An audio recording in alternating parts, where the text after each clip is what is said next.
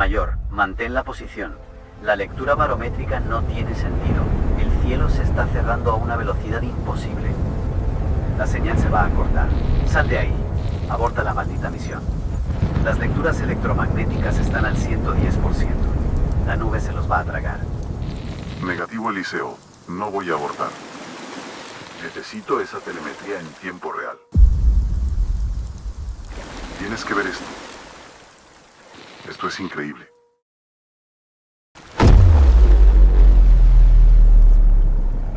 Omega es el principio. Imaginemos por un momento la paradoja definitiva. Pensemos en un creador infinito, o sea, un ser que es dueño absoluto de todo lo visible, lo invisible, que sostiene, pues, la arquitectura de las galaxias y que, por definición, no necesita absolutamente nada. Claro, es que te pones a pensarlo y... Y rompe los esquemas, total, porque ante un escenario así surge esta pregunta que es monumental. ¿Qué podría obsequiarle un ser humano? O sea, ¿qué se le regala, literalmente, a quien ya lo tiene todo? Bueno, es un planteamiento que, paraliza la lógica por completo. Porque la mente finita siempre opera bajo esa premisa del intercambio material, ¿no? O del servicio prestado. Claro, el toma y daca de toda la vida. Eso es. Pero cuando cruzamos la frontera hacia el terreno ya del espíritu, la respuesta, digamos que reescribe por completo las reglas de la existencia humana. Y para quienes nos acompañan en este análisis a fondo, ya sabemos que hemos estado preparando el terreno precisamente para responder a esta incógnita tan enorme. Sí, llevamos ya un recorrido importante. Totalmente. En nuestras inmersiones anteriores hemos explorado conceptos que son, fascinantes. Hemos desgranado el misterio de la vara de Moisés, debatimos sobre el proyecto Swivel y sus saltos temporales, que fue una pasada. Madre mía, el proyecto Swivel, qué locura de tema. Ya te digo. Y también analizamos la chispa divina, esa Nitzutz que reside en la mente humana, recorrimos los mundos Mat, y hemos intentado perfilar la verdadera naturaleza de ese creador al que se denomina el Padre Azul. Exacto. Y todo ese recorrido intelectual, todo ese mapa, era necesario para llegar exactamente a la coordenada de hoy. Así es, porque la inmersión de hoy se centra única y exclusivamente en la culminación de toda esta filosofía. Hoy vamos a desentrañar el principio Omega. El principio Omega. Casi nada. Casi nada, efectivamente. Comprender esta última pieza del rompecabezas cambia, pero de raíz, la perspectiva sobre el libre albedrío. Desarma ese mecanismo psicológico tan nuestro que es el miedo. Y redefine el propósito humano. Y yo diría que, sin exagerar, es el núcleo operativo de toda la enseñanza. Es la pieza central. Total. Es un viaje que, de verdad, merece atención hasta el último segundo. Antes de seguir con este viaje que estamos haciendo por la obra, recuerden que nada supera leer el texto original. Si necesitan algún tomo para su biblioteca, tienen el link de la descripción. Y con el fin de aportarles más valor, hoy pueden llevarse el descargable del episodio.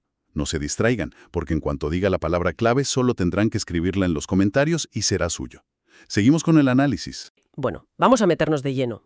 Para captar esta profundidad del principio Omega, primero resulta imprescindible viajar físicamente al lugar donde todo esto cristalizó. Ah, claro, el entorno geográfico es vital. Lo que además, recibió su nombre. Y estamos hablando de un escenario natural que, poseía una belleza sobrecogedora. Y muy inusual para la zona, además. Sí, totalmente inusual. Hablamos de un meandro muy particular del río Artal. Esto es un afluente que desemboca en el Jordán por la orilla oriental. Y fíjate, las dimensiones son asombrosas porque formaba una herradura casi geométrica. Una herradura perfecta, ¿no? Exacto, perfecta. De unos 700 metros de diámetro. Y los habitantes de la zona que hablaban arameo lo llamaban Ahari, que se traduce literalmente como el final. Pero claro, por su forma se popularizó el término griego, omega. ¡Qué fuerte! Y es exactamente en este entorno, sobre esas aguas oscuras, donde ocurre un evento histórico que es crucial. La inmersión, el bautismo de Jesús por parte de Yehohanán, a quien conocemos como Juan. Vale, vamos a desgranar esto, porque aquí hay tela. Y este es el punto de inflexión, porque aquí se resquebraja un mito histórico profundamente arraigado en nuestra cultura. Totalmente, se cae un mito gigante. A ver, la tradición nos ha enseñado durante siglos que aquel bautismo fue un acto de arrepentimiento, ¿verdad? Un rito de purificación para lavar pecados. Claro, esa es la versión oficial, digamos. Pues la premisa aquí es tajante. El maestro era un ser intachable, o sea, una conciencia superior encarnada que jamás, nunca, había generado fricción destructiva contra el universo o contra el Padre Azul. Así que no había absolutamente nada de lo que purificarse. Y aquí la lógica es implacable. Si asumimos que este ser era intachable, sumergirse en esas aguas para limpiar pecados carece de cualquier sentido. Es que es absurdo, es como, no sé, como fingir que te das quimioterapia cuando estás perfectamente sano, ¿sabes? No tiene utilidad práctica y resulta súper incongruente, a menos que... A menos que el objetivo real del ritual en ese meandro no fuera quitarse algo, sino entregar algo. Exacto. O sea, ¿qué estaba entregando exactamente en esas aguas? Pues la mecánica de ese acto no fue un borrado de faltas, como siempre se ha dicho, sino una transferencia oficial. Fue el regalo definitivo al Padre Azul. El regalo definitivo, me encanta cómo suena eso. Las crónicas lo describen como un rito íntimo, de una delicadeza inmensa. Fue ese instante preciso en el que el Hijo del Hombre consagró de forma absoluta y voluntaria su propia voluntad humana a la voluntad divina. O sea, es decir, mi voluntad es hacer tu voluntad, ¿no? Exacto. Pero ojo, que esto no pasó desapercibido en lo físico. Estuvo acompañado de un prodigio atmosférico que, bueno, desafía todas las leyes meteorológicas. Sí, se menciona que de repente se forma una nube inmensa, muy oscura, súper baja, que se queda estancada justo sobre el centro de la herradura de ese meandro Omega. Justo ahí, sin moverse. Y de esa oscuridad tan densa sale una chispa eléctrica, de un azul intensísimo, sin trueno, sin una explicación térmica lógica, y acto seguido, una voz. Una voz claramente femenina, además. Claro, una voz de mujer que no venía del cielo, sino que parecía como vibrar desde dentro de cada molécula de aire del bosque. Y la sentencia fue brevísima. 4 palabras. Omega es el principio. Omega es el principio. Una frase que parece enigmática, pero que encapsula toda la matriz de esta filosofía. A ver, explícanos esto un poco más. Pues significa que el final de un periodo de oscuridad, de aislamiento espiritual personal, es en realidad el origen de una nueva era. O sea, el final de la voluntad personal y aislada, que sería el Omega, es el origen de la conexión total. Ya veo. Al entregar su voluntad en el meandro a Hari, el maestro inauguraba su etapa pública. Claro, pero sobre todo desvelaba el secreto más codiciado de la existencia. ¡Qué maravilla! Y de ese acto de entrega en el meandro nace el concepto que vertebra este análisis a fondo. Al observar toda esta dinámica, se acuña el término el principio Omega. ¿Eso es? Pero vayamos a los engranajes. Si destilamos la definición estricta, el principio Omega es la entrega total, consciente, lúcida y voluntaria de la propia voluntad a la voluntad divina. Lo cual, fíjate, nos devuelve directamente a la paradoja que planteabas al principio. La del creador que lo posee absolutamente todo. Claro, porque el Padre Azul lo administra todo. Las galaxias, la materia, el tejido del tiempo. Todo. Todo menos una cosa. Hay una única variable en todo el universo que escapa a su control directo. Y además por diseño propio. ¿El libre albedrío? Exacto. La obediencia forzada de sus criaturas no existe. Al dotar a la conciencia de libre albedrío, el creador renuncia voluntariamente a dominar esa elección. O sea, se ata las manos a sí mismo, por así decirlo. Tal cual. Por lo tanto, el único bien real, el regalo más exquisito que una mente humana le puede ofrecer, es devolverle libremente esa capacidad de elección. Aquí es donde se pone realmente interesante. Pero vamos a ser críticos, ¿vale? Vamos a ponerlos un poco en la piel de la mentalidad moderna, porque yo estoy segura de que a mucha gente le chirría esto. Seguro, seguro. Suena contraintuitivo. Totalmente. O sea, ceder el libre albedrío suena aterrador. Para la psicología actual, el ego, la autonomía, vamos, lo son todo. Suena a perder tu identidad, a convertirte en un autómata. Claro, el miedo a desaparecer como individuo. Exacto. Es como, a ver, imagínate que vas en la cabina de un avión, ¿no? Atravesando unas turbulencias horribles. Y de repente decides apagar los mandos manuales y confiar a ciegas en un piloto automático que ni ves ni puedes auditar. Suena a locura. El instinto de supervivencia te grita que eso es un suicidio. ¿Acaso esto no anula la personalidad humana? Pues, a ver, esa es la resistencia natural de la mente analítica. Es puro instinto de conservación, pero si conectamos esto con el panorama general y examinamos la mecánica profunda, vemos que ocurre exactamente lo contrario. ¿No hay pérdida de identidad? Para nada, no existe pérdida, existe una expansión tremenda. Siguiendo con tu analogía del avión, volar en manual significa depender solo de lo que tú ves a través del cristal, en medio de la tormenta. O sea, una visión súper limitada. Limitadísima. Solo ves un radio minúsculo.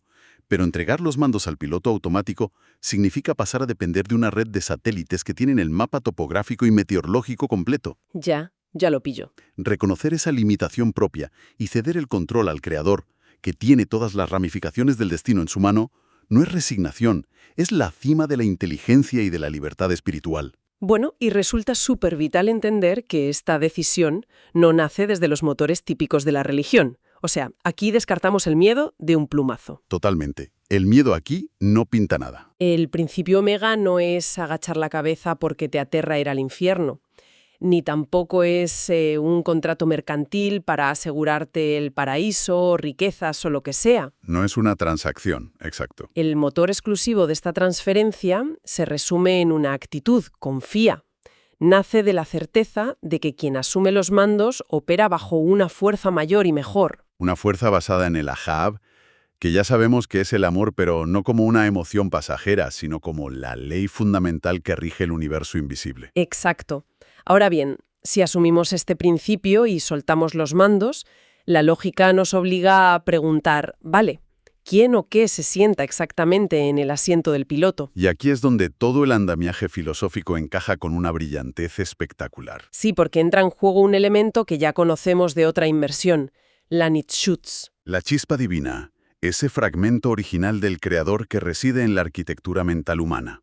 O sea, al ejercer el principio omega, cuando tú dices internamente hágase tu voluntad, no le estás mandando un WhatsApp a un señor con barba sentado en una nube muy lejos. No que va para nada. Le estás entregando, digamos, las credenciales de administrador a esa Nitzschutz interior, a tu propia chispa. Exactamente.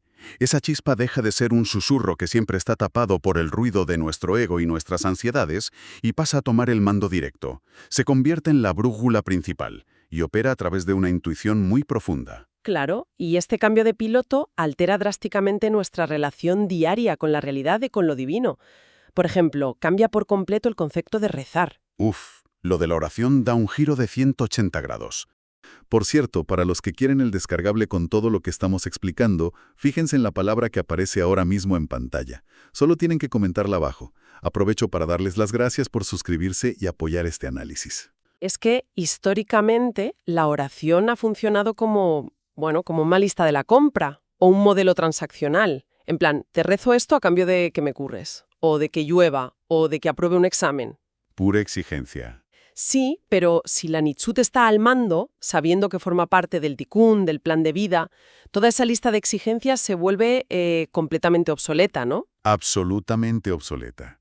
Porque los aparentes obstáculos, o sea, los fracasos, los dolores físicos, no son errores del sistema.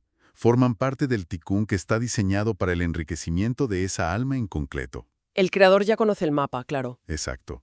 Ya sabe lo que necesitas antes de que abras la boca. Pedir que se altere el clima o te quiten un problema es intentar quitarle otra vez los mandos al piloto automático solo porque el pasajero se cree más listo. Ya. Pero claro, si eliminamos las peticiones, pues surge un vacío tremendo en nuestra forma de interactuar. O sea, si ya no pedimos que se resuelvan nuestros problemas, ¿para qué sirve rezar? ¿Qué es exactamente la oración entonces? Pues se transforma en algo infinitamente más sofisticado y más libre. Pasa a ser adoración pura. Adoración pura. Qué bonito concepto. Ya no es un monólogo pidiendo cosas. Es una comunión silenciosa. Metafóricamente hablando, es el acto de sentarse en las rodillas del Padre Azul.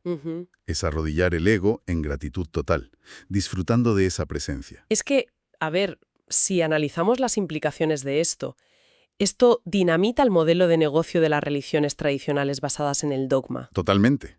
Las desarma. Durante milenios nos han vendido la idea de que para que Dios te escuche, Tienes que ir a un edificio en concreto, cumplir reglas estrictas y hablar a través de un sacerdote o un intermediario. Es una idea súper subversiva. Subversiva y, en su contexto histórico, enormemente peligrosa para las estructuras de poder de la época.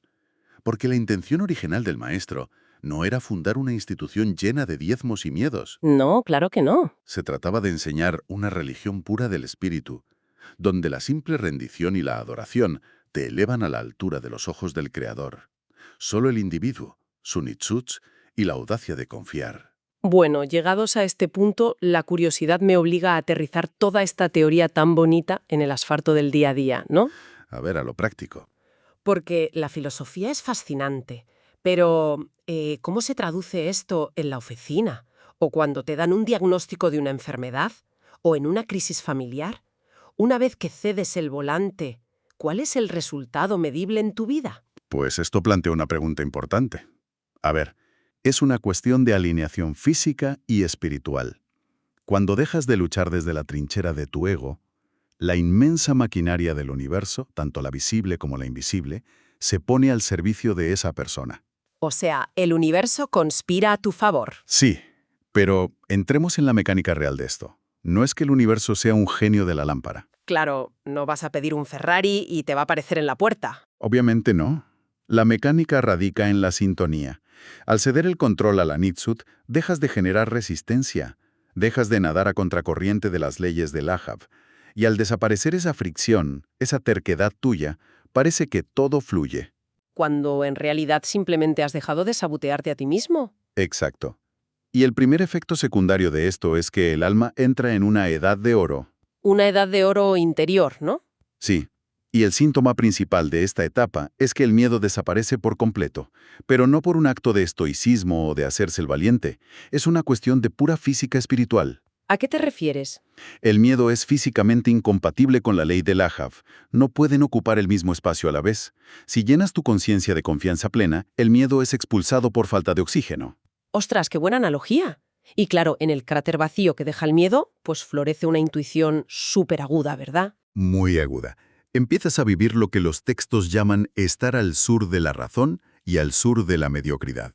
Ya, dejas de intentar resolver el laberinto usando la calculadora fría del intelecto humano, que falla más que una escopeta de feria, y te mueves por certezas silenciosas dictadas por tu Nitzud. Eso es. Entiendes que cada tikkun, con todas sus asperezas, tiene un propósito de enriquecimiento perfecto. Pero ojo, fíjate, aquí es facilísimo caer en el pensamiento mágico. Yo me pregunto, si no hay miedo y el universo fluye a tu favor, ¿significa eso que la vida material se vuelve fácil?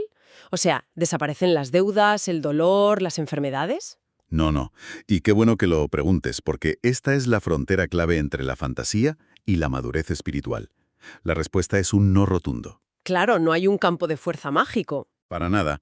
El mundo material sigue siendo un lugar de imperfección, donde el dolor y la hostilidad existen, porque están ahí para forjar el valor. O sea, el entorno no cambia. El entorno no. Lo que cambia por completo es tu reacción. La persona que vive el principio Omega disfruta de una serenidad irremediable frente a la tormenta. O sea, el huracán sigue destrozando el paisaje fuera, pero dentro de la cabina hay un silencio absoluto. Ya no tienes pánico a estrellarte. Exactamente. Descifras que un fracaso es, en realidad, un hallazgo. Sabes que el Creador está orquestando todo con amor infinito, y la angustia existencial desaparece porque sabes que estás donde tu alma necesita estar.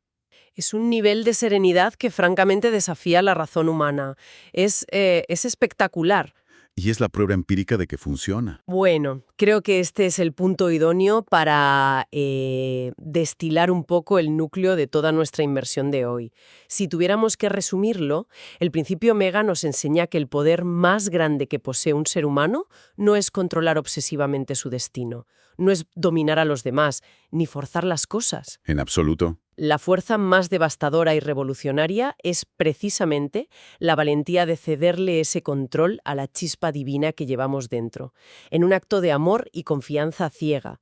Es una claudicación táctica, por así decirlo. Y fíjate, para cerrar esto con un pensamiento final que invite a darle una vuelta a todo. Cuéntame.